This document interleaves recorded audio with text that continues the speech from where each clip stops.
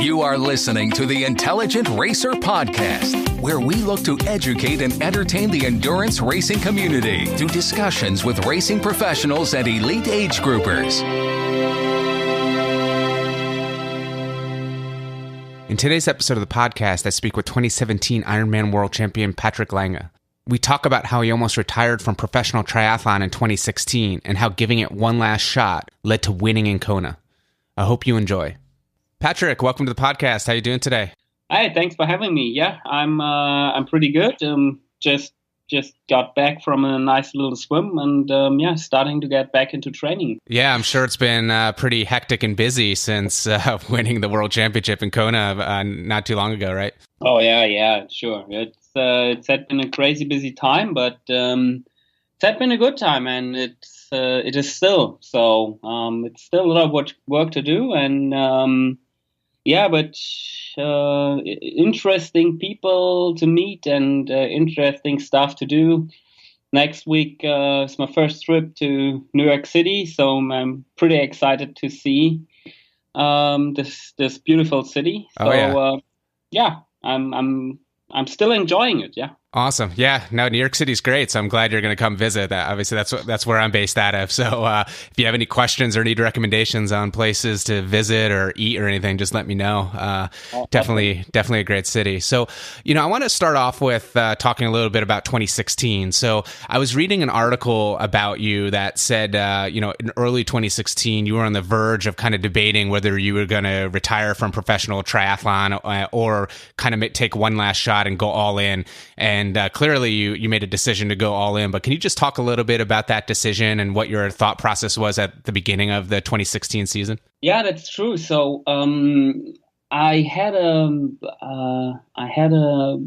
main sponsor working with me for 2014 and 15, and but at the same time I was working part-time as a physical therapist for almost 20 hours a week, and you can imagine this is not like a real professional behavior to have a hard work. So you're standing the whole day and working with patients and something like that. And my results was, they were pretty okay on the 70.3 courses, but not anywhere close to where I am now.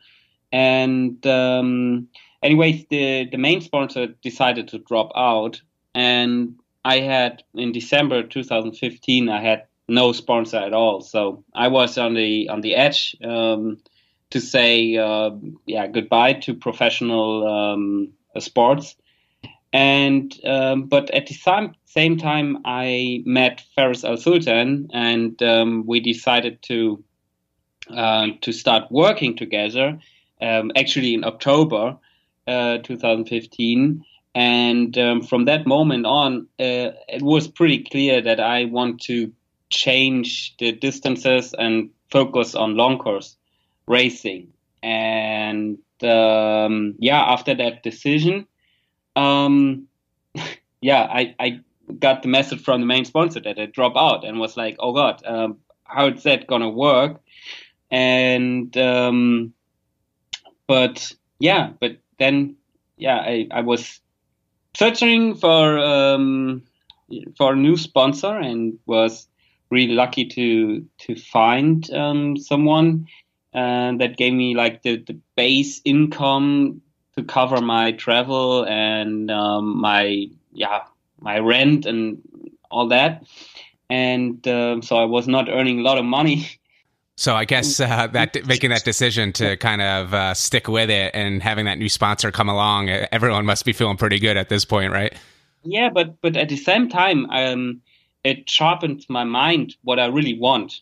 You know what I mean? So in this 2 months where I was like looking for a sponsor, I was so desperate to find someone, because I knew I had it in me, and I knew this is what I want to do. And I decided, if I find a new sponsor, I will go all in and focus on it. Yeah. And try at least for 2 years, like full gas and quit working and stuff like that. So I was glad to find someone. And yeah, we started working really professional. So I quit working as a physical therapist, and yeah. And the rest is history. Yeah. So 2 months later, I won Ironman Texas, which was pretty unique for a rookie to win a continental championship. So yeah, and it's all started. Yeah. So, I mean, I guess there's a lesson there, which is at the highest levels, to win championships and Ironman, regional championships, obviously world championships, you got to be focused 100% in, right? It's sort of, you were working part-time as that physiotherapist. It probably would have been impossible for you to reach your ultimate potential, right? Yeah, that's 100% true. Yeah. Yeah. So especially if you're working with someone like Ferris, he is saying about his himself that he was never working really. So, and now he had to handle like 20-hour part-time working and professional athlete. So he doesn't know how to handle that. And so we decided, okay, if we want to keep working, I have to be 100% full professional to stick to the plan. Actually, yeah. So you mentioned you ended up winning Ironman Texas in 2016, and then heading into Kona. I mean, what were your expectations going into that race? So you obviously had the win at Texas, but how did you approach the race mentally, and what were your expectations? There are some there had been some voices like, you're not a real Ironman champion, and because the course in Texas was a little bit shy, like they cut the bike course for 25 or 30 kilometers, something. Yeah. And due to floodings, they had to shorten it a little bit, and there were some voices saying, "Oh, let's see how you can handle a real Ironman," and so all that. I mean, it doesn't like leave me cold when you know what I mean. So I was making my mind about that and thinking about it, and what's gonna happen? Is it happen at all? So it was feeling like I was doing my first Ironman actually. Yeah. Because that voices before, and I was really excited to see what's gonna happen, and to see what it's all about. And I started with the approach to finish in the top 15. That would be before the race. That was my ultimate goal. Actually to collect enough points to be in the game for 2017. Yeah. And it was it was feeling like a rookie race, really. Yeah. A double rookie race. Like Kona rookie and Ironman rookie. Right. And it was really exciting. And then how everything turns out, it was just awesome. Yeah, I mean, I think one of the most memorable visions of that race was when you crossed that finish line. You realized you came in third place, broke the course record on the run, and you just had that pure emotion show up, and with excitement, and it was just like, really, I'm sure gained you a lot of fans because it just showed, how important and special and unexpected it was based on the start of the day. Just talk through, I mean, at what point in the run did you know, I'm feeling really good here, this is a special day? Obviously, you're picking people off as you're passing them. How were you feeling? Were you just feeling strong and confident? And at what point did you kind of wonder, I mean, wow, how far up the line can I go? Podium and such.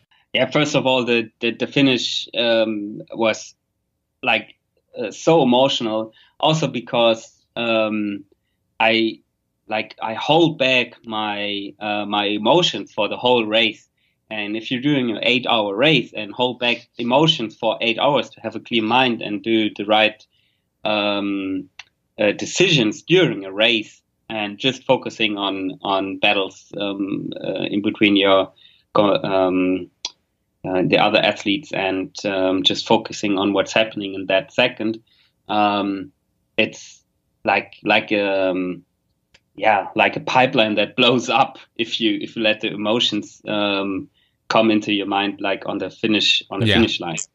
So yeah, but during the race, I started the run off, and it felt not so good, and I was thinking, okay, maybe this is the difference between riding 155 kilometers and riding 180 kilometers. So maybe this is my legs felt so bad, and I thought, okay, maybe this is the difference. What all the voices are telling me before the race, and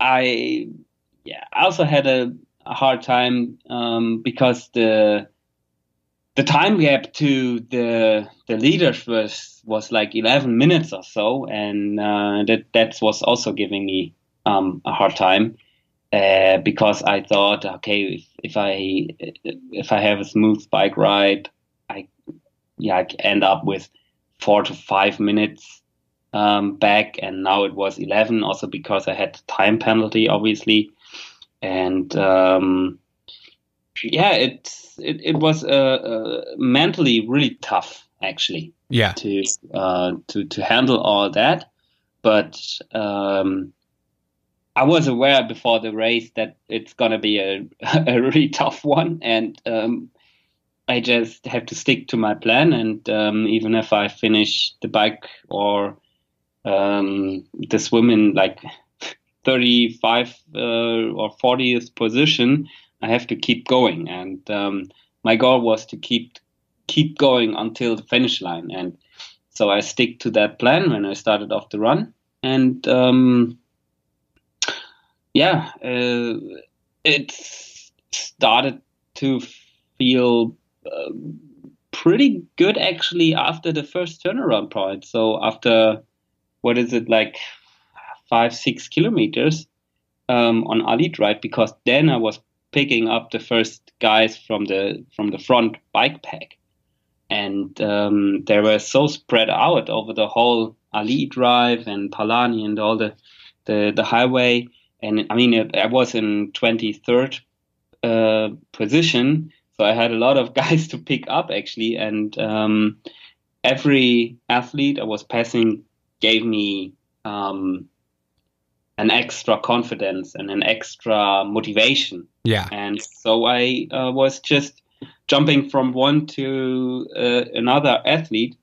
And when I was on the Queen K highway, someone told me, yeah, you're 6 minutes behind Boris Stein, who was my training colleague in Texas for 3 weeks before I'm in Kona.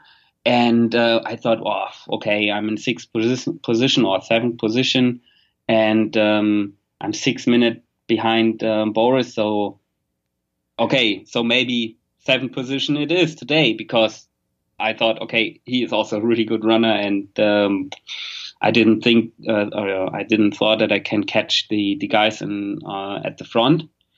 But then, the front guys started to struggle a little bit and were getting slower, and I just kept my pace, and I was entering the energy lap. I was passing Boris, and at the turnaround point I saw, okay, the gap to the front is definitely getting smaller. So I just sticked to my plan and just making up ground. And yeah, it's when I passed Ben Hoffman, it just gave me a really, really big confidence boost, because at this time I was really just thinking about getting that lay around my neck, and I just, I was really, focused on that. And it was kind of a dream coming true to end up on podium position there. Yeah. So, you put in one of the great run performances in triathlon history, in my opinion, and then you kind of back it up in 2017 with another amazing performance. But before we get there, I mean, did you have a running background growing up? I mean, you seem to have amazing form and an amazing ability to endure on that run off the bike. And I'm just curious, where that comes from, because it's so impressive, and I wish I had it myself. So I'm just curious what your running background is. Actually, I started off with mountain bike racing, and I did runs, and I was in an athletic club, and was trying almost everything. Like I tried to sprint, I sucked. I tried to throw, I sucked. I tried to jump. Sucked. The last thing we were trying in the club, they were like, okay, Patrick's not, he's not gonna do anything really good. And then they said, okay, let's run 1K as fast as you can. And I was really fast for that age. And so the endurance background, you could feel that like from the first day when I started endurance stuff. So I was always, one of the guys who kept running when everyone else was slowing down. Also, when we played soccer, I was the guy running up and down the field. Like, I was not the fastest, but I was the most endurable one. And so that was, so you felt it in the childhood. We saw that, and but to come back to the running form, and we really working hard on that. I think it's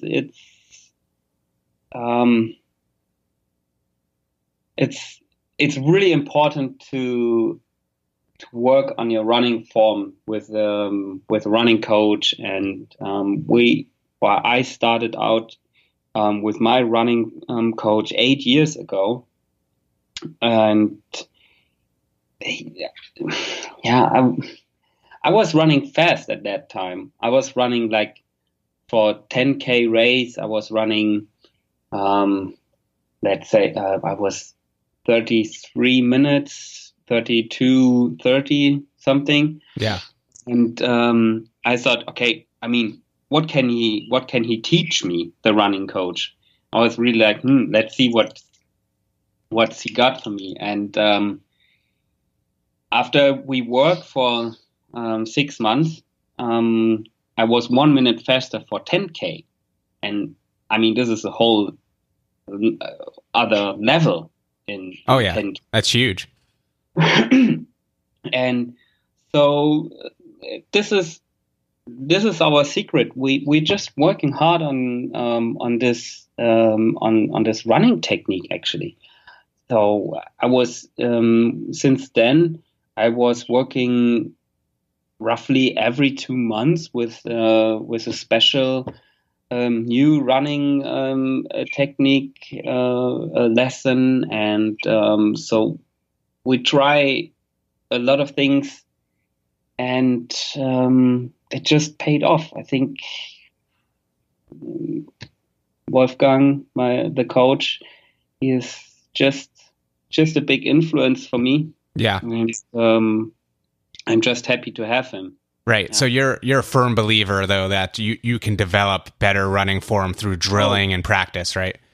Yeah. I know that, definitely. Yeah. So let's jump to 2017. So, 2017 for you, I think you had some injuries, I believe I heard, and, it wasn't necessarily probably your ideal season, but then you're going into Kona. So just talk to me a little bit about kind of your expectations going in. So first of all, based on how the rest of your season went, and now you're not a rookie anymore. Now you're sort of a target. You're a podium finisher at Kona. So people know who you are. I mean, going into it, were your sights on trying to to win it this time, or how were you kind of mentally going into it? I mean, it's true. I had this injury, and I was off training for about 3 months, and so I had a bone bruise in my foot, and this actually also had influence on my biking and swimming, because I was mentally really not so motivated, because there were also little other things going on, because the last doctor I went to, he found out that I had a lead and a quicksilver poisoning, and this is why my foot was not recovering well, and this is why the foot created, if you can say it that way, this bone bruise. Yeah. And I never thought that this is gonna that this is even possible. I never thought about like lead in my body or quicksilver in my body. I was never thinking about this, and this is that was pretty exciting actually to learn how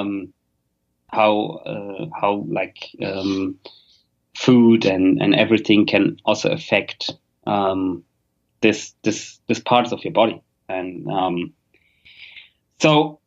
anyways, after this 3 months, we started out and began to train almost from zero, and I had 8 weeks to go into Ironman Frankfurt, and it's the race turned out to be a really, really tough lesson, and I finished sixth, but I knew how I had prepared for this race. So at the end, I was actually pretty happy with the time, because I mean the time was 7 hours and 52 minutes, and I was pretty happy with that, but not with the position. Like ending up in sixth with this time was a little bit hard, but after recovering and starting training properly, I had an altitude camp leading into Kona, and then going to Texas again to my homestay family, and everything turned out to be really good. The shape was coming back. I had my first 70.3 win in an awesome race. I was really happy with my performance in that race in 70.3 Rügen, and this gave me a lot of confidence actually to at least have a solid race in Kona. Right. And so Ferris and I were thinking, okay, if I do my race and I have a solid performance, I'm definitely good enough to end up in fifth position, and that was actually the goal. If we had times where we said, okay, if you don't have a really good race, it's the main goal is to go to the award ceremony the day after the race. So ending up in top 10 that must be always the minimum goal. And we thought, okay, if everything went like good, solid, we can finish in fifth position. And but we also knew if I have a run like last year, and if I don't get a time penalty on the bike, and I have a good day, I'm also good for podium. And that was my expectations to going into the race. And actually, I didn't have the feeling that like everyone was watching me or something. I mean, people knew who I was, and but it felt good at the same time to go to the press conference and having a couple of interviews, it distracted me a little bit. Yeah. In positive ways, distracted me to go into that race actually. So it felt good. It felt good. Everything felt good. I felt when I was coming to Kona, it just felt good to see the places, the race venue, and everything, because it was really well connected. So I had positive emotions to see all that places, and it's the same with the woodlands in Texas. When I go there and I walk and I running on the waterway, it's like positively connected in my brain. So it's just giving me a good feeling. It was the same coming back to Kona. So I was happy to be there. I was happy to end my season with this awesome race, and I was just thankful and grateful to be there. Actually, that was all. So I want to talk about the run for a minute here. So, I watched the whole thing online. I was up all day watching it and, watching the streaming live coverage. So, I'm watching the run. I see, Lionel Sanders in the lead. His running form is definitely unique, and he looked like he was in a lot of pain. Then we see you coming by and you looked composed and looked like you had no pain. So just help me understand, as you're passing that moment, when you're passing Lionel Sanders, I mean, what's going through your head and what were you feeling? I mean, obviously some of it you have to put on a face to look strong. So you kind of, to make sure your competitor knows they have no shot. But I mean, you looked absolutely smooth and calm and painless. And it was really, really impressive because it was the exact opposite to what Lionel was looking like. And it was really, really evident. So just talk me through that moment. It's strange because there are two sides. There's an inside, like how I feel, and an outside view. You know what I mean? So from my inside, I was thinking for myself, oh, you have to look like crap. It just felt so hard and it was so hot, and I was feeling like I was struggling. But then I saw the times and the gap was getting smaller and smaller, and I thought, okay, my mind was telling me, okay, you cannot be like slow how you feel, like so you know what I mean? Yeah. Does that sound weird? Does that sound weird to you? Yeah, I mean, it's interesting because it's sort of you're actually outperforming what you think you are, inside and stuff. So I'm assuming you are feeling some pain, and you're probably feeling your form is deteriorating. Yet it really exactly. Yeah. So then I see the TV pictures, or I saw the TV pictures the day after the race, and it was like, oh, okay, that's not looking so bad actually. And I was really it was really interesting for me to have this both views. So I knew how I was feeling for the whole run, and it felt not so good. And then the outside view was interesting because, I mean, it looked pretty good. And so when you're, inside and you're saying, I'm not feeling great. My form is not great. Even if the splits are telling you otherwise, I mean, how are you controlling that mental negative messaging to stay positive and stay focused? Because that mental strength is obviously there, and it took you all the way to a world championship. So how are you dealing with that in the race? And are you doing anything outside the race to build mental strength to be prepared for those moments?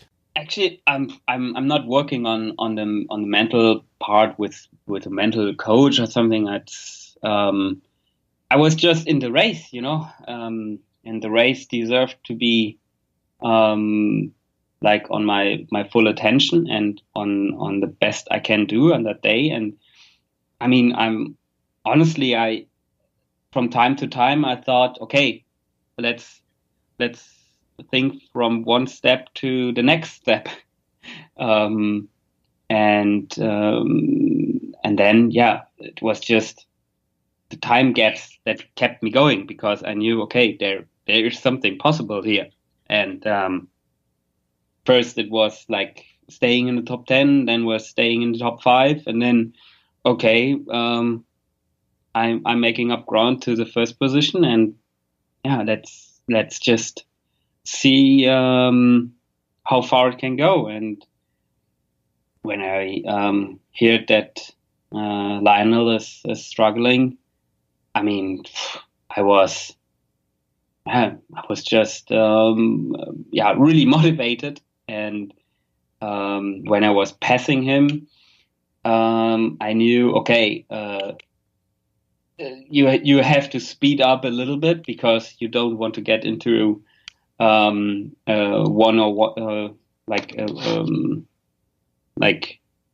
fight with Lionel, because he's probably the hardest guy out there on the circuit to be in.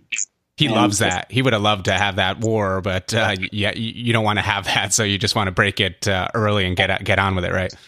Yes. So, and it felt just awesome to lead for the first time the race I ever dreamt about, So. Yeah, it's incredible. Well, congratulations on, I mean, that's the dream, I think, of every triathlete out there, is we grow up seeing the Ironman Hawaii, on TV or whatever. And then you go ahead and last year you break the run course record. This year you win it. I'm not sure how you top it from here. So you've done absolutely amazing. But just a couple more questions since we're almost out of time. I mean, one would be, for athletes, amateurs mainly, who listen to this podcast and say, look, we've got one of the best runners off the bike here. I mean, what advice would you have for them? I mean, so you've talked about running form and drilling. Is there anything else you would recommend from a training perspective to become a better runner off the bike, being that you're so successful doing it? I would recommend two things. First is to run off the bike in training, obviously. So that's what I saw. I also changed a little bit in my training. Let's say if I run 6 times a week, I run at least 3 times off the bike. So minimum. So we train that really often. The transition from bike to run. And the second thing is to do strength training. So classic lifting training with the long bar, and just especially now in wintertime to create a really good a solid base to build on it. And it's wintertime now, so now is the time to build that base, actually. And that gave me also a big boost in performance to do a lot of strength and like classic lifting workouts. Right. Well, one final question that I have is, so what's the plan for 2018? You may not have it all sorted out yet, but you're not going to be going into Kona as the underdog this time. In fact, I saw a photo of Lionel Sanders has on his treadmill of your pass. So he's out there, he's training hard. You're going to have a lot of people training hard. So what's your plan for 2018? It's going to be exciting. First of all, I'm also not sitting on the couch and doing nothing. I will also prepare really hard, and I think everyone is knowing that. And it's really funny to see. Actually, I was laughing at when I saw the video of Lionel with this picture. Yeah, it's hilarious. I was laughing. It's great. He's doing. He's doing a great job for the sport, I think, and he's a class guy, and I really like him. So I'm really looking forward to have a lot of fights with him in Kona in the next years. And but regarding to the season plan, I'm honest. I simply don't know that at the moment, because we are having discussions with some Ironman races now, but I will definitely stick to the plan to have one big Ironman race beforehand of Kona, like in spring or summer, to have like one race to validate, and then the big goal obviously is to win again in Kona. And yeah, we are planning on that at the moment. But yeah, we will let you know as soon as we have sorted things out. Awesome. Well, Patrick, thank you so much for your time today. Obviously, congratulations on a world championship. It's absolutely amazing, and I'm really looking forward to 2018 and watching you perform out there. Awesome. Thank you. Thanks for listening to the Intelligent Racer podcast. For more information on this and other episodes, please visit www.intelligentracer.com. Also, be sure to check us out on social media, and please review us on your podcast directory. Join us next time for another edition of the Intelligent Racer.